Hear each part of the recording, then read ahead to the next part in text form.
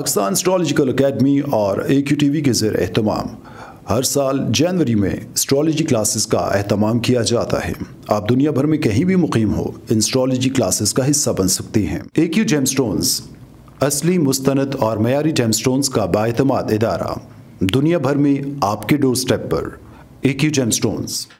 Astrologer Ali Zanjani हर साल नवंबर में कराची मौजूद होते हैं। अगर आप एस्ट्रोलॉजी यानी इल्मे नजूम से लगाव रखते हैं तो हमारा YouTube channel astrologer Ali Zanjani personal ज़रूर सब्सक्राइब कीजिए। बिस्मिल्लाहिर्रहमानिर्रहीम, अल्लाहुम्मा सल्ली अला मुहम्मद व आले मुहम्मद। अस्सलाम वालेकुम। एस्ट्रोलॉजी की क्लास के साथ आप लोग की खिदमत में हाजिर हूँ। आज हम लियो असेंडेंट के बारे में पढ़ेंगे कि विष योग लियो असेंडेंट के अंदर कैसे बिहेव करेगा, किस तरह से ये काम करेगा। विष योग आप सबको अब मालूम हो चुका है कि मून एंड सैटर्न ये दोनों के दोनों किसी भी एक घर में मौजूद हों तो इसको विष योग कहा जाता है, यानी एक जहर। इसका मतलब है जहर। अब लियो असेंडेंट के अंदर या किसी भी असेंडेंट के अंदर सबसे पहले तो हमने ये देखना होता है कि जो दो प्लैनेट्स या कोई भी योग लग रहा है, जिन प्लैनेट्स की वजह से लग रहा है, उनका ताल्लुक असेंडेंट के मुताबिक क्या है, इसका समझना बहुत ज़्यादा इम्पॉर्टेंट है। अगर इस चीज़ को आप लोगों ने अंडरस्टैंड नहीं किया तो आपकी जो नॉलेज है वो अधूरी रह जाएगी। लियो असेंडेंट के अंदर मून को अगर हम देखें, आप लोग इस वक्त स्क्रीन पे जायशा देख रहे हैं नंबर 5 जहां पर लिखा हुआ है। नंबर 5 का मतलब है लियो। अब इसके अंदर मून को मिला है जायचे का 12वां घर, यानी एक नहस घर, सबसे ख़राब घर, और सैटर्न के पास मौजूद है जायचे का 6ठा घर और जायचे का 7वां घर।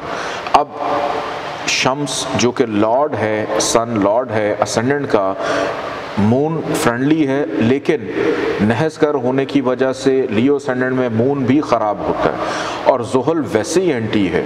तो ये दोनों के दोनों इस पूरे के पूरे जायचे के अंदर जहाँ बैठेंगे, जहाँ देखेंगे, वहाँ पर प्रॉब्लम्स ही प्रॉब्लम्स पैदा करेंगे, सिवाय चंद एक ऐसी जगह हैं जहाँ पर इनके असरात ज़रा थोड़े से कम हो सकते हैं। अदरवाइज़ इस पूरे के पूरे जायचे में विष योग यानी वो जहर भरपूर तरीके से एक्टिव होता है, जो साहिब जायचा को सारी ज़िंदगी प्रॉब्लम से हमकनार करता रहता है और अपनी दशा अंतरदशा में बेपनाह प्रॉब्लम्स देता रहता है।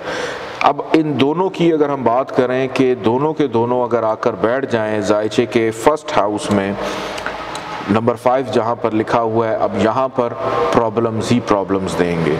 किसी भी एतबार से कोई फ़ायदा नहीं, नुकसान, घबराहट, बेचैनी, बीमारी दूसरे हावी हो जाते हैं।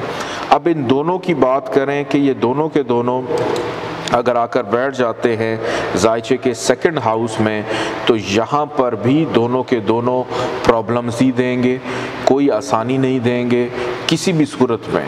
सिर्फ़ और सिर्फ इतना हो जाएगा कि शादी के बाद चूँकि शरीक हयात और शराकतदार का मालिक आकर फाइनेंस के घर में बैठ गया, तो किसी के साथ मिलकर जुड़कर कोई काम कर ले तो थोड़ा बहुत फ़ायदा हो जाए, अदरवाइज़ किसी भी सूरत में कोई फ़ायदा नहीं। और जिधर जिधर नज़र डालेगा मून और सैटर्न ये दोनों के दोनों प्रॉब्लम्स ही देंगे, हर्डल्स भी देंगे, मुश्किलात भी देंगे, ज़हनी सुकून को भी डिस्टर्ब करेंगे।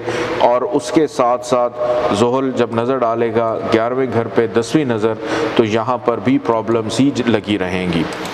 दोनों के दोनों आकर बैठ जाएं जायचे के थर्ड हाउस में, तो यहाँ पर भी दोनों का आना को इतना अच्छा नहीं होता, यहाँ भी प्रॉब्लम्स देते हैं। अलबत्ता ज़ुहल को यहाँ पे शर्फ मिलता है, एग्जॉल्टेशन का हो जाता है, लेकिन एग्जॉल्टेशन का कौन हुआ, एक एंटी प्लैनेट हो गया, तो फजूल की मेहनत, जिम्मेदारियाँ, इनको शर्फ मिल गया। सारी ज़िंदगी किसी न किसी हर्डल प्रॉब्लम का शिकार ही रहने वाला है साहिब जायचा। ये दोनों के दोनों आकर बैठ जाएं जायचे के 4th हाउस में, यहाँ पर इन दोनों की मौजूदगी, मून पहले ही ख़राब था, नहस घर का मालिक है, ऊपर से नीच का डिबिलिटेशन का हो गया, अबूद का और ज़्यादा ख़राबी, और ज़ुहल भी यहाँ पर बैठकर कोई इतने अच्छे फ़वाइद नहीं देगा, और जहाँ जहाँ पर इनकी नज़र पड़ेगी वहाँ पर भी प्रॉब्लम्स ही प्रॉब्लम्स देंगे। मून एंड सैटर्न दोनों 5th हाउस में आकर बैठ जाएं तो यहाँ पर भी विष योग प्रॉब्लम्स को जनरेट करेगा, यहाँ पर भी दोनों प्रॉब्लम्स ही देंगे। यहाँ पर किसी भी सूरत कोई फ़ायदा नहीं है, औलाद से परेशानी हो सकती है, मोहब्बत में परेशानी हो सकती है, स्टमक रिलेटेड प्रॉब्लम्स जो हैं वो पैदा हो सकती हैं, और जिधर जिधर ये नज़र डालेंगे वहाँ पर भी प्रॉब्लम्स को ही जनरेट करेंगे। नेक्स्ट हाउस की बात करें, छठा घर 6th हाउस नंबर 10 जहाँ पर लिखा हुआ है, यहाँ पर मून और सैटर्न आकर बैठ जाएं। अब ये एक सूरत ऐसी बन सकती है जहाँ पर ये जो विष योग है ये थोड़ा पॉजिटिव हो सकता है। क्यों? क्योंकि मून के पास जायचे का 12th हाउस और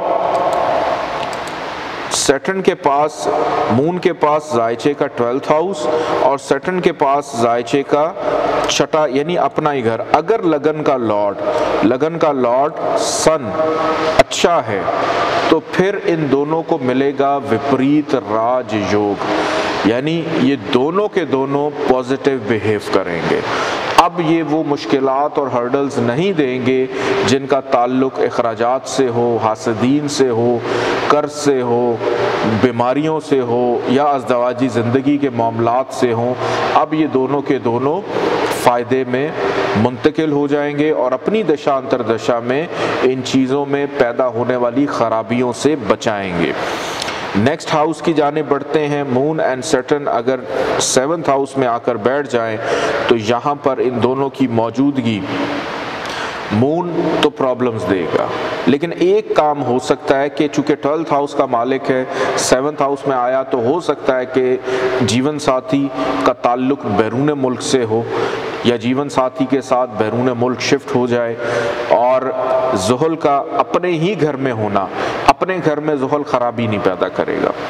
यहाँ पर ज़ुहल दशा अंतरदशा में 7th हाउस से रिलेटेड डेली वेजेस के हवाले से, शराकतदारी के हवाले से थोड़ा सा बेनिफिशियल रहेगा, लेकिन जहाँ जहाँ पर नज़र डालेगा वहाँ पर ख़राबियों को पैदा ज़रूर करेगा। नेक्स्ट हाउस की जाने बढ़ते हैं कि सैटर्न और मून 8th हाउस में अगर आकर बैठ जाएं, नंबर 12 जहाँ पर लिखा हुआ है। अब यहाँ पर इन दोनों को विपरीत राजयोग मिल सकता है अगर लगन का लॉर्ड सन अच्छा हो, अच्छी पोजीशन पर मौजूद हो, तो यहाँ पर विपरीत राजयोग एक्टिव होगा कि ये दोनों अपनी दशा अंतरदशा में वो जो विष योग की ख़राबी और जहर वाली ख़राबी है उससे बचा सकते हैं। लेकिन अगर लगन का लॉर्ड सन वो ख़ुद ही ख़राब यानी नीच का हो जाए, डिग्री वाइज 0 पे चला जाए, डेड हो जाए, किसी ख़राब घर में जाकर बैठ जाए, तो फिर किसी भी सूरत ये विपरीत राजयोग एक्टिव नहीं होगा। 9th हाउस की बात करें, यहाँ पर मून एंड सैटर्न अगर आकर बैठ जाते हैं तो यहाँ पर दोनों के दोनों ख़राबियाँ ही देंगे, बिकॉज मून वैसे ही नहस घर का मालिक है और ज़ुहल यहाँ पे एंटी था, मज़ीद ख़राब हो गया। क्यों?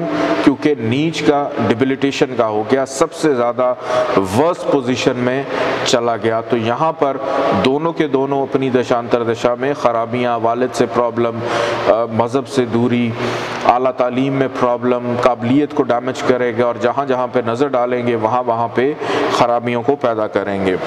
नेक्स्ट हाउस की बात करें, 10th हाउस में मून एंड सैटर्न अगर आकर बैठ जाते हैं तो यहाँ पर मून शर्फ का होता है कि साहिब जायचा हो सकता है कि कोई ऐसा काम कर ले जिसका ताल्लुक़ बैरून मुल्क से हो, फॉरेन कंट्रीज से हो, या कोई और करेंसी में कमाई करता हो, या वहाँ जाके सेटलमेंट हो जाए काम काज कारोबार की। लेकिन ज़ुहल अपनी दशा अंतरदशा में प्रॉब्लम्स को जनरेट करेगा, ये फ़ायदा नहीं देगा और जिधर जिधर नज़र पड़ेगी वहाँ भी ख़राबियाँ। Moon and Saturn 11th house में आकर बैठ जाएं, इस हाउस में मून दोस्तों से मायूसी पैदा करेगा, समाजी ताल्लुकात में ख़राबी पैदा करेगा।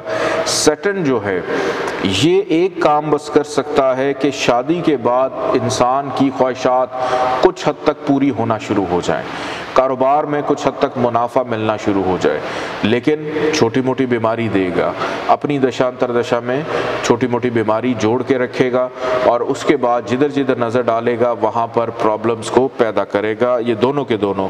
और 5वें घर पे नज़र पड़ेगी दोनों की तो बेटी के योग को भी मनाएंगे।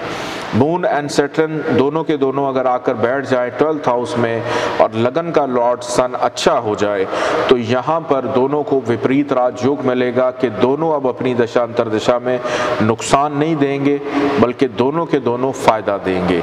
इस पूरे के पूरे जायचे में मून और सैटर्न का स्टोन पहनने का कोई कॉन्सेप्ट नहीं है। जो पहनेगा वो खराबी को पैदा करेगा।